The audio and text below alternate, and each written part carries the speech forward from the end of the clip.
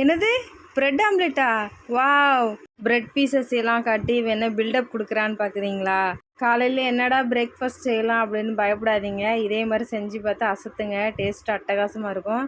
இதுக்கு தேவையான அளவு வந்து நான் 3 முட்டை எடுத்திருக்கேன்.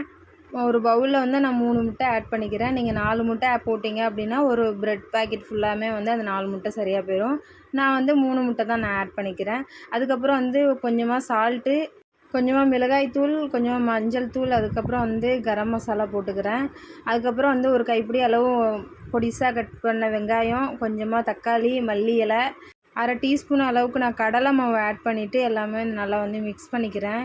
ஒன்ஸ் வந்து எல்லாமே ஈவனாக வர மாதிரி எல்லாமே மிக்ஸ் பண்ணிவிட்டு, அதுக்கப்புறம் ப்ரெட்டை வந்து நான் இந்த ஷேப்பில் கட் பண்ணிக்கிறேன். இந்த மாதிரி ஷேப்லேயே நீங்கள் ரவுண்டாக வேணாலும் கட் பண்ணிக்கோங்க, சதுரமாக வேணாலும் கட் பண்ணிக்கோங்க உங்களுக்கு தகுந்த மாதிரி. அதுக்கப்புறம் வந்து நீங்கள் வந்து பட்டரோ இல்லைன்னா நெய்யோ வந்து ஆட் பண்ணிக்கோங்க. ஆட் பண்ணிவிட்டு நம்ம அந்த கட் பண்ண அந்த ப்ரெட்டை வந்து அதில் வச்சுருங்க. வச்சுட்டு நான் கொஞ்சம் அழுத்தம் கொடுத்துட்டு, நடுவில் வந்து நம்ம எக்கு மிக்ஸ் பண்ணி வச்சுருந்தோம்ல, அதை வந்து அதில் ஊற்றிட்டு நம்ம கட் பண்ணி வச்ச அந்த ப்ரெட்டை வந்து 1 மினிட்க்கு அப்புறம் அதில் வச்சுட்டு கொஞ்சம் ப்ரெஸ் பண்ணுங்கள். நல்லா வெந்து வந்ததுக்கப்புறம் பெரட்டிடுங்க. பெரட்டிட்டு இந்த பக்கம் வந்து நல்லா ரோஸ்ட் பண்ணிவிட்டு எடுத்துருங்க. அவ்வளோதாங்க. டேஸ்டியான ஒரு சிம்பிளாக ஒரு பிரேக்ஃபாஸ்ட் ரெசிபி வந்து ரெடி ஆயிடுச்சு.